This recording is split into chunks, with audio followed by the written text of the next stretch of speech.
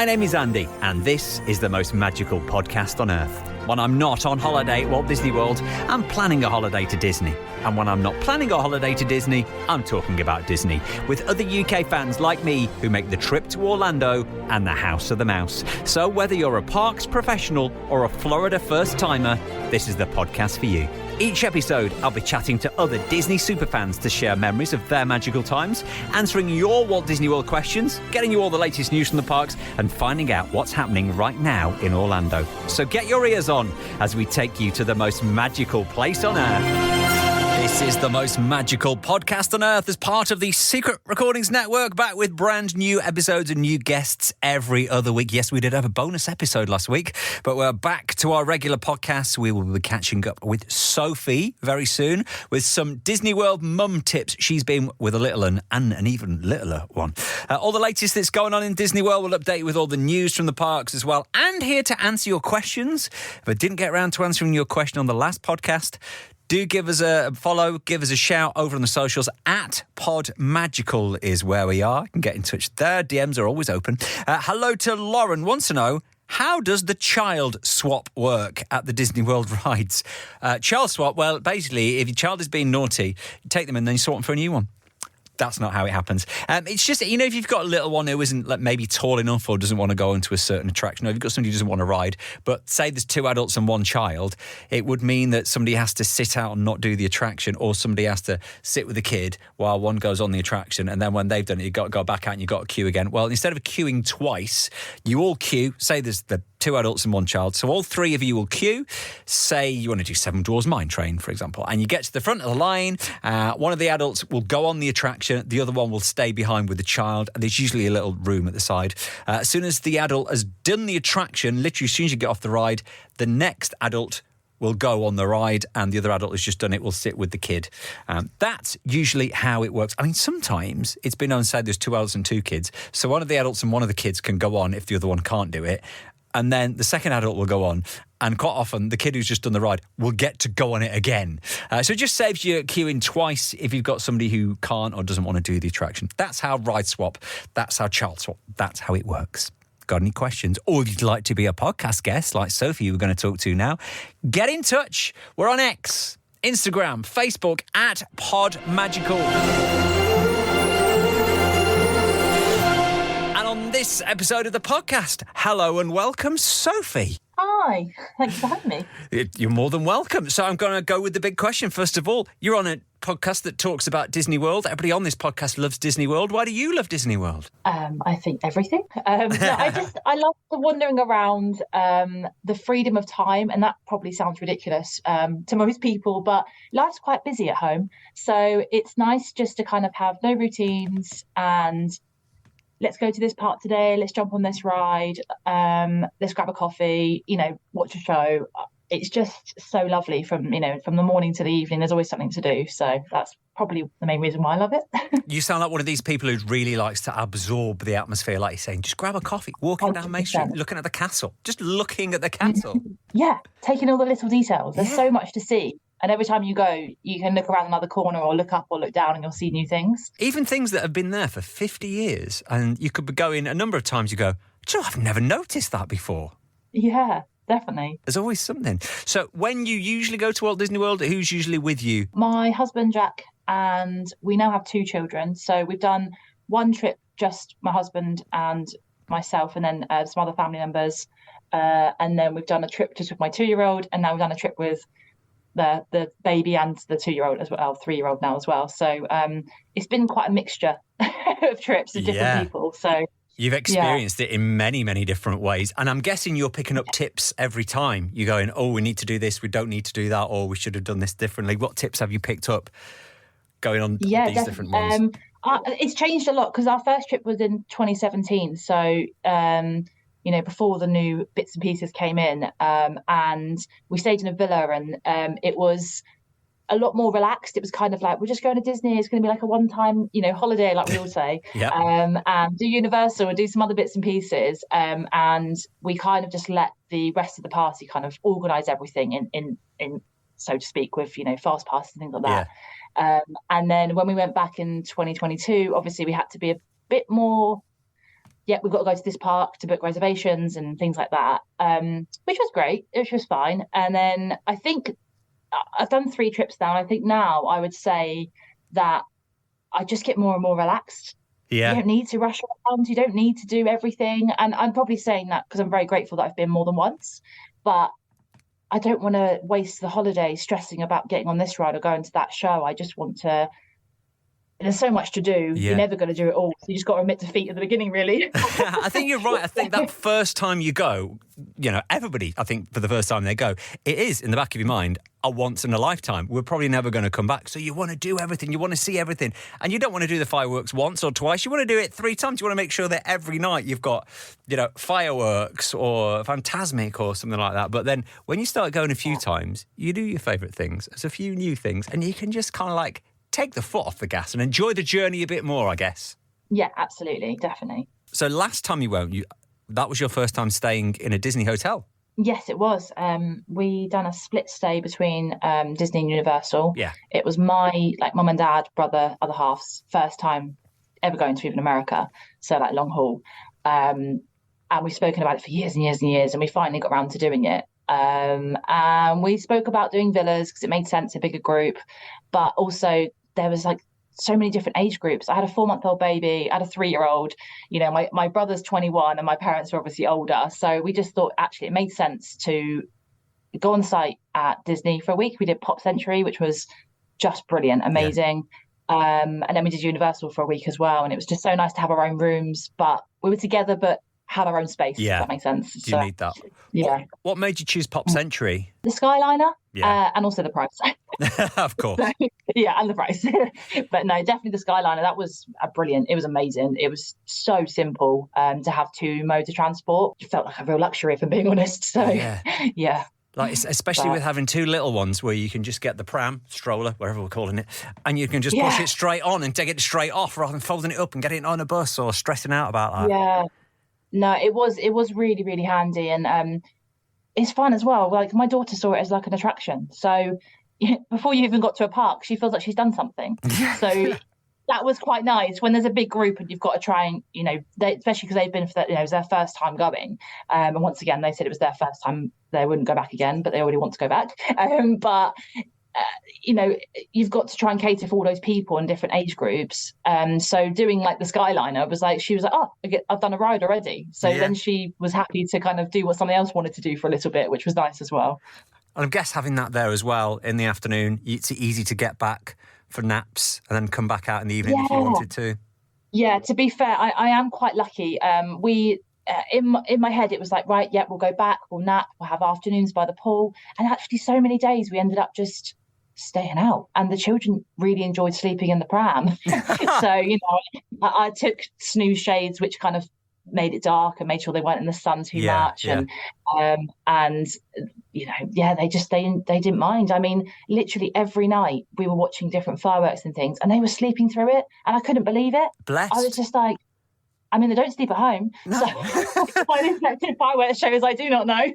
They were Disney tired. Yeah. Did you find out any little spots in the parks? You say, if you wanted a bit of chill time, we want to get the kids to sleep. Did you find anywhere in particular each of the parks where you would aim for? Yeah, different parks have more, I would say. So Magic Kingdom, the hub was quite nice. The grass areas. Yeah. They can be fairly quiet actually after the main rush is coming in the morning. But I would say the other parks cater better for it. Animal Kingdom, there's quite a few little nooks and bits and pieces you can kind of sit down. There's a bench around a corner, and you do have to look for them. They're not just kind of there, which is quite nice. Then they're not as busy. And Hollywood Studios has got quite a few as well, which you kind of wouldn't think they would, because it does feel like a bit of a smaller park. But the boardwalk, to be honest with you, at Epcot, we'd just go out and do some laps of the boardwalk sometimes, and it's just really nice during the day. It's beautiful. So, that's kind of course. And then if you wanted to go inside for air conditioning, you've got a few hotel lobbies around the boardwalk. And I suppose you'll be at Magic Kingdom. Fill up your drink, your cup as well. Yeah, your refillable mug. So, fantastic. Yeah. So when was the first time you went to Disney World? Tell me about what you remember from that trip, just the 2 of you. Was it just the 2 of you, do you say? We went with my husband's family, so his brother, other half, and parents. Right. So, that was... I mean, it's one of those dreams as a child. You always want to go to Disney World, and never think you'll get there. And then I was in my early 20s, and it came up at like a dinner conversation, like, let's do it. And we were like, yeah, let's do it. So fast forward to then 2017, we finally went. And we stayed in a villa, and we did a few other things as well. It wasn't just a Disney holiday. But that first day, Magic Kingdom, on the ferry, seeing the castle for the first time, I just don't think you ever forget that. Literally, I'm just smiling now thinking about it, because it was such a lovely feeling. Yeah, having like 2 weeks. I think it was the first time I'd ever had 2 week holiday as well in my life. Like, I was in my early 20s and never had 2 week holiday. So to know I was going to be like in this nice, warm, sunny place for 2 weeks with all these new things I was going to see and experience. I love roller coasters as well. So it was just kind of ticked all the boxes for me, really. Let's talk about your favourite attractions then. As you say, you love roller coasters. Is your favourite attraction a ride, or is it a show, or is it fireworks? What would you say was your favourite? I love Rise. I think Rise is brilliant. It's just such an amazing ride, like such an amazing attraction. I know it's not necessarily like a roller coaster, but you got to drop in there and bits and pieces, so that's fun. Yeah. I did actually really rate Tron last time we went. There was so much negative feedback before we went, saying it's really short and it's not great, and everyone loves Guardians. And I'm not saying Guardians isn't a great ride; it is, but it's not my favourite, if I'm being honest. Yeah. So. Yeah, and I have to say, I used to hate Tower of Terror, to the point where in the 2017 trip, I was like, it's the one ride I'm not doing. I don't do drop rides. I finally agreed to go on it, and I love it. I absolutely love it. I do it on my own all the time. My husband won't do it. He's the chicken. Yeah, it's kind of weird, but no, I love it. I was going to say, did you take advantage of the rider swap with the kids? But if your husband's not doing it, he can look after the kids, go and get a coffee, and you can go and have some fun on your own. Literally, I was like, I'm just going to go and do this. And he's like, yeah, go. I don't want to do it. Okay, bye. Do you have a particular favourite place to stay? Obviously, you stayed at Pop Century last time. Looking around at some of the other hotels, you go, oh, I'd love to stay here. I'd love to stay at on the Boardwalk, Beach Club, Yacht Club. Yeah. I mean, that pool looks incredible. And having the park and the Skyliner on your doorstep just seems like pretty amazing as well. And sitting on a balcony and watching the fireworks, I just think you can't really get much better than that, could you? Yeah, would be the dream. So maybe that's somewhere where you could stay when I give you your perfect Disney day in a moment. But we'll be back to that later on. Spoiler alert.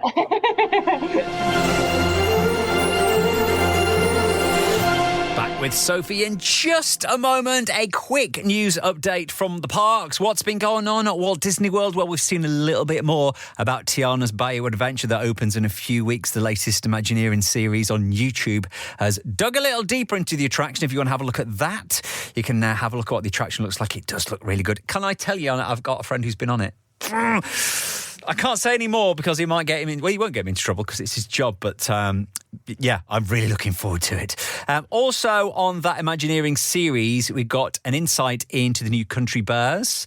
We know which songs are going to be featured. They'd already told us that Bare Necessities was going to be in there. Also, A Whole New World, Try Everything from Zootopia. You Got a Friend in Me from Toy Story.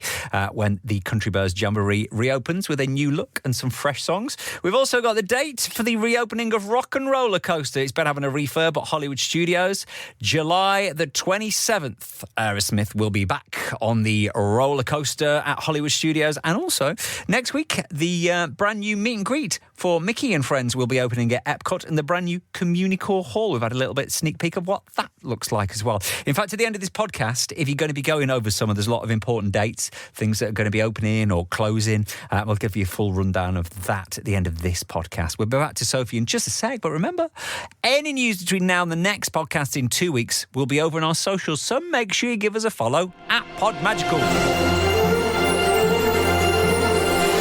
Sophie is with us on this episode of the podcast. Sophie, if I was to ask you your one favourite Disney World memory, which is the one that holds this fondest place in your heart? So I'd say it comes back to the Boardwalk again. I think I've got a bit of a thing for that, haven't I? There was, when we went in September 22, we didn't end up having a honeymoon in 2020 for obvious reasons.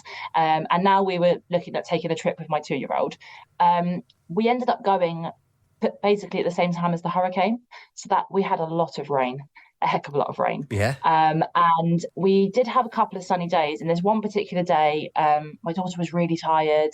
And we just thought, do you know what? Let's get you in the buggy. Let's go for a walk. And we walked around the Boardwalk and it was beautiful. Not a cloud in the sky. So sunny.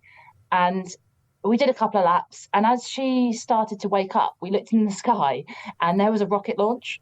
Oh. And that was honestly one of the most amazing things, standing in like Disney, watching a rocket launch, which is my husband was like over the moon about, obviously. And like no one really even realized it was happening. There was a few like bits of noise around us, and she started to wake up. And she's only 3 now, but she still talks about that, waking up and seeing a rocket.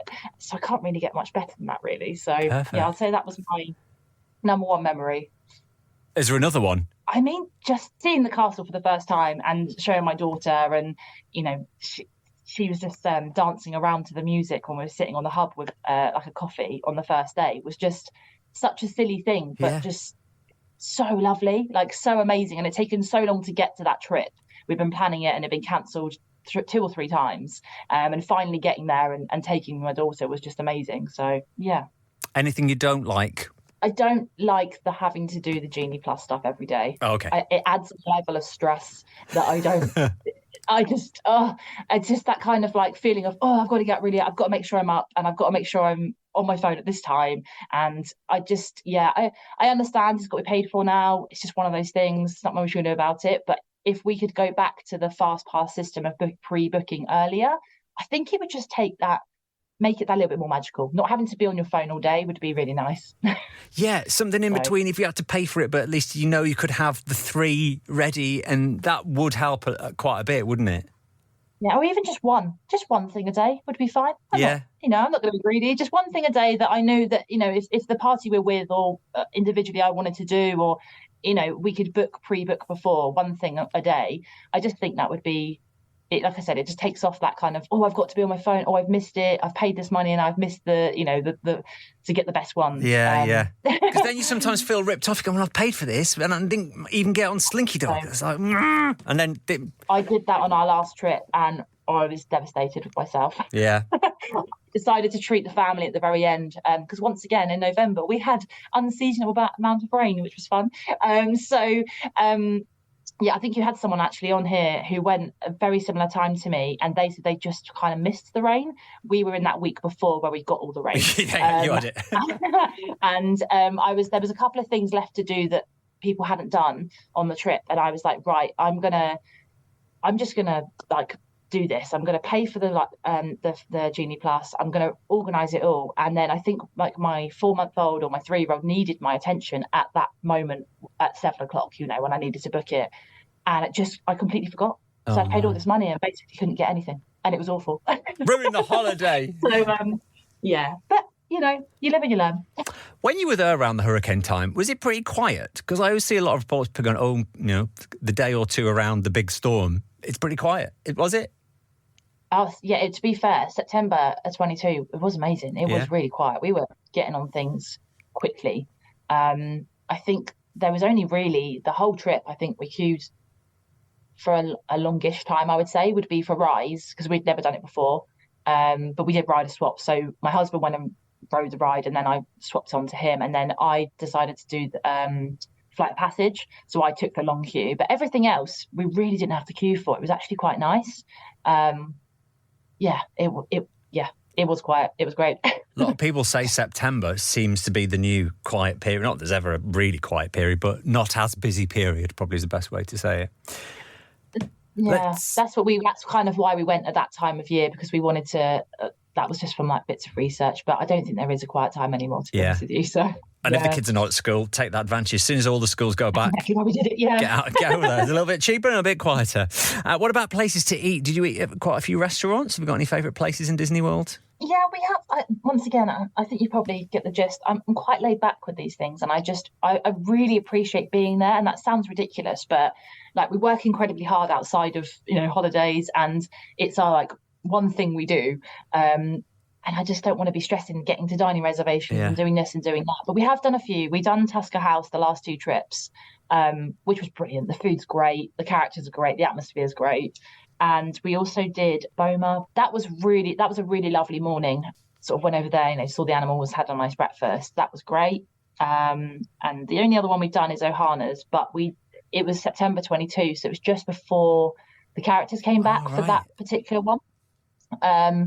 once again, lovely location, nice to see the hotel, wandered round, nice food. But yeah, they're the only ones we've really done at the moment. And where else do you venture outside Disney World? You say you'd stayed at Universal. Do you go to Universal on every trip, or is there anywhere else you go as well? Yeah, so the last 2 trips, the last 3 trips, we've done Universal. We're massive Harry Potter fans, so Right, yeah. it's just incredible over that side. And also, the roller coasters are pretty crazy, so Big. that's fun. Yeah, we really enjoy it. It's a very there's quite a few similarities, but from like having the young children side of things, the rider swap is you have to queue with them, which I don't know if I love it or hate it, if I'm being honest. Things like the Velocicoaster, sorry, that ride. I'm not sure I'd want to take my 4-month-old and my 3-year-old in there, because it's amazing as an adult or as an older child, but as a small child, it's a quite bit scary. Thin and a bit scary. And yeah, so there's, it's not Disney, it's different, so Yeah. There's that. And we've done Kennedy Space Center a few times, which is great. Yeah, and obviously, the normal things like pop into Target, which is just brilliant, and Character Warehouse and things. But Yeah. we want to venture to more parks, probably when the children get a bit older. But yeah. Where did you stay at Universal when you went last time? Which hotel? So we did the 22 trip, we stayed in a villa, and we did one night at Universal just to kind of see what it was like, to get the early passes to get in. And we ended up actually staying 2 nights, and we done Surfside, Right. Which was lovely. It was so nice, it was so easy. The bus was literally I think it was a 6-minute journey from door to door. So that kind of got our interest in staying on site, because actually my husband never wanted to stay on site. He was really against it. He didn't like the idea of it. We stayed one night. We hadn't even stayed the night, and he said, can we stay for longer? So he'd been taken in, which is why then we did a split stay, obviously, in our most recent trip. And then our next trip is we're fully on site in the same hotel for 2 weeks. So, yeah, that was really nice. And we did, in the most recent trip, we did the same, but we went over to Dockside, and it was mentally, busily crazy. It was a lot. The timings were wrong. It was over Thanksgiving week. Oh, okay. Right. Yeah, that wasn't great, but it was fine. It was still great, but I actually preferred the smaller hotel, personally. You did drop in the next trip. So where are you going? When are you going? Where are you staying? What's going on? We're going back in September. It'll be over my daughter's 4th birthday. It's kind of our last opportunity to do like an out of school trip, so to speak. So yeah, we're going to do that. That's going to be fun. We're going to be staying in Pop Century for 2 weeks. I'm excited. I'm excited to stay in one place and not have to move as well. So yeah, just settle in basically. That'd be fun. How do you cope on the flight with the 2 kids, with a baby and a toddler? I was really quite nervous about our most recent trip. Because obviously we booked it before I'd even had my son. So I was like, I just don't know what this baby's going to be like. I don't know if he's going to be like a good baby, or like all babies are good, but you know what I mean? I don't know if he's going to like sleeping or whatever. And he was incredible on the flight. If you're taking under a baby that can't like move, roll around, take the baby, because they're amazing. Honestly, on the way back, he slept the whole 9 hours in the little baby bassinet thing. My 3-year-old on the way out didn't sleep at all and fell asleep as we were taxiing. Right. So that was funny, but she was fine. She had an iPad full of all like fun things that she loves. She had a million snacks and just little activities. I do put quite a lot of time and effort into my hand luggage bags to make sure there's too many activities and things like that for them. And Good this plan. Time round, I'm sure it's going to be actual hell, because he's going to be 15 months. He's only like 8 months old, and he wants to move constantly. Right. So I just think it's a means to an end. I've got to go on this flight. It's going to be a lot, but we'll be in Disney. Yeah. Do they adjust to the time, as the 5-hour time difference, or do you keep them getting up early? Well, you say they sleep in the afternoon anyway. Well, actually, do you know what? We got the later flight last year that I actually was quite miffed about. I didn't want to get the later flight. I wanted to get the early flight. I thought the getting there and the getting through customs and getting to the hotel was going to be a nightmare. But I actually think getting there later and basically almost going straight to bed when you got there, not having to try and keep them up, we almost like kind of skipped it a little bit, if I'm being honest. We felt so much better in the following days than what we would usually do when we go on like, the 10 a.m, 11 a.m. flights where you've got to try and stay up. And what I've done is make a really terrible mistake and book the holiday that we're going on in September a week before we went this time, basically to get the deal that they were advertising. And we've got the early flight, and now I'm thinking, I should have got the later flight. What time did you land last time? What time did that get you in? We landed at about I think it was 8-9 p.m. Oh, right. So by the time we got it was late. I mean, it was really late. And by the time we got to the hotel, and my daughter fell asleep on the bus and stuff, and then you've got to get to the hotel, get to your room and everything else. But then in the same respect, there was no one really there at reception because we were so late. Yeah. So it's pros and cons, right? And she literally got to the hotel and just passed out. So until the morning, which was brilliant. Done. So yeah. Well, Sophie, before you go, I'm going to give you your perfect day at Walt Disney World. Staying where you want, eating what you want, doing what you want. I think we know where you're going to stay, but talk me through it. Okay, so actually, I'm going to wake up in Animal Kingdom Lodge. Oh, okay. I'm going to have a coffee on the balcony and see the animals. That would be the dream. And then going to do something a bit controversial. I'm going to drive to Magic Kingdom so I can get the ferry, because it's just really nice to get the ferry and see the castle. Yeah, it's a nice way to start the day. Yeah, do a few rides, nothing too big, see the welcome show. And then I would go over to Hollywood Studios and, wander around the Star Wars area, probably do Slinky Dog for my daughter, and obviously Tower of Terror. Then get the Skyliner over to Epcot, wander around, have some snacks, maybe go on Frozen. Nothing too, no, not a load of pressure. Probably no dining at all. Maybe just some chicken tenders and chips later. And then finish back at Beach Club, sitting on a balcony with a drink, anything, and watching the fireworks would be, I think, a really perfect day for me in my world. So yeah, that sounds nice. Quite simple, quite relaxed, but taking in the atmosphere. I love it. Absolutely. And maybe September you can do that. Maybe not this year. But maybe a little bit out of that toddler. Yeah. Sophie, great to chat to you, and have a magical day. Thank you. Fancy joining me on the podcast? I've got some great guests over the next few episodes, by the way, including somebody who's met loads of Disney execs and knows a lot.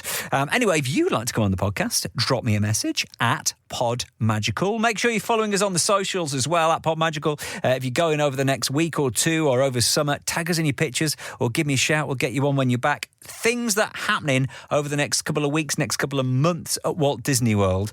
Well, next week, 10th of June, is the opening of Communicore Hall. This is in Epcot. So as of next week, the walls come down at Epcot. Walcott will be no more.